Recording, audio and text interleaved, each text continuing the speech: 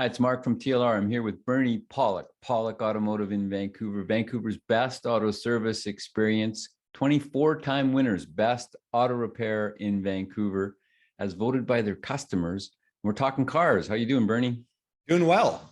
So today's victim is a 2016 Volvo XC90 that had a coolant pipe problem. What was going on with this vehicle?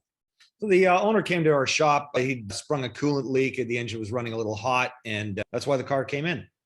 So how do you go about diagnosing that kind of a leak? Well, first start, of course, is a visual inspection. Look under the hood, under the vehicle to see what we can see. It was evident that we could see some coolant dripping sort of between the engine and transmission area. And from there, we do a cooling system pressure test where it was pretty evident there was some coolant spraying out of a pipe that's sort of located under the intake manifold. I guess I'd call it a coolant bypass pipe. Anyways, there's a leak from there. So that's what was wrong with the vehicle. So what's involved with this repair? Well, let's just get into some pictures and we'll talk about what's involved in the repair. So there is our 2016 XC90. This is the second generation car. We'll talk about this in a minute. Just go a couple more pictures. So here's the engine. It's a 2-liter engine. The coolant pipe that we replaced is located, if you just follow this mouse pointer, kind of underneath this area here. So what was involved is actually removing the intake manifold and the air intake box and so on to access the pipe. And from there, once everything is removed, it's a pretty simple job. But of course, it's the matter of getting everything out of the way to access the pipe. So that's basically what was involved. I mean, it's just a few hours labor to take it apart and put it back together. There's our leaky pipe. These are a quick connect type of pipe, which is common in most modern vehicle manufacturing. Plastic end with a sort of plastic shrunk over piece. And you can see from this picture here where the arrow points, there's a split in the plastic of the pipe. That's basically it. So which engine is in this vehicle? It's a 2-liter engine. And interestingly enough, in this generation, so this is the second generation of XC90s. The original... A 4-cylinder? Yeah, it only has a 4-cylinder. That's the only engine it comes with, is a variety of different 4-cylinders, depending, I guess, on where you buy it in the world. There's a hybrid version, there are diesel versions, and there are gasoline, some with twin turbos, some with single turbos, but they all use a 2-liter engine. So they've kind of changed the platform around. The previous generation, there was a V8 model, there was a 3.2-liter, which was actually common for quite a while, then a few different 6-cylinder versions of the same thing. So they've shrunk the power plant down with this redesigned model, which started in 2015. So is this a common issue with this pipe on XC90s? Well, this is the first one we've seen at our shop, and I don't expect it's going to be the last one because, I mean, this isn't, an abused vehicle. It's not that old. And so I think that's probably, I would say, defective design, or when they built it, it didn't quite stand up to what they expected it to do. So I imagine this isn't going to be the last time we see one of these coming into our shop. And who knows what else we're going to see, but that's certainly one thing. It'll be back. Things get predictable with cars, certain items fail with frequency.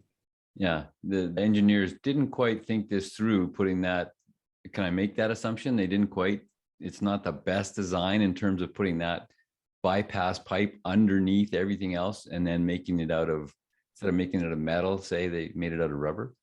Yeah, well, this one was actually plastic. So, or plastic. And I mean, there's a lot of really good plastics, but there are a lot of plastics that just don't quite stand up to the test of time. And I've often said jokingly around our shop, thank God for European plastics, although they all use them. But, it seems like we do a lot of repairs on European vehicles with plastic because it just tends to fail sooner than it would if it was metal. And it's used a lot more in vehicles than it ever has been. Like when 1,000 years ago, when I worked on cars a lot, everything was hard cast iron. Now it's plastic. Oh yeah, it's amazing how engines have gone from, like you said, like hard cast iron. If you look back to the 60s, where there was hardly any aluminum used except maybe for the pistons, and it's gone further and further. I mean, there's more and more plastic everywhere. I mean, it makes sense. It's easy to manufacture. It's lightweight. There's good reasons for it, and it's not as durable in many circumstances as metal is, for sure. So Volvo's kind of famous for supposedly having the safest cars on the road. What do you think? Are they still that? I don't really know. I mean, I had to do a little thinking about that question. And I mean, certainly a lot of other manufacturers have put safety as a very high priority, but I did do a little research into this vehicle, and there's a lot of safety features on this particular model, the cab has got rollover protection, high strength steel in the roof.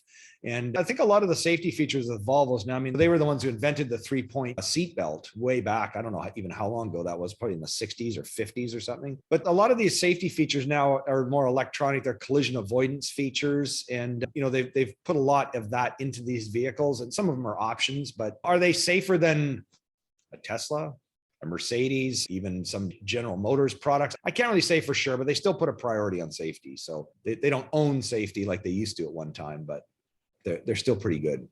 Still very much considered when they build a Volvo. If you're looking for service for your Volvo in Vancouver, BC, Canada, the guys to call are Pawlik Automotive. You can check out their website and book on there at pawlikautomotive.com, or call them, have a conversation. They'll get ready for your appointment. 604-327-7112. You have to call and book ahead. They're busy, always busy. pawlikautomotive.com. Check them out. Thanks, Bernie. Thanks, Mark. Thanks for watching, and thanks for listening. We really appreciate it.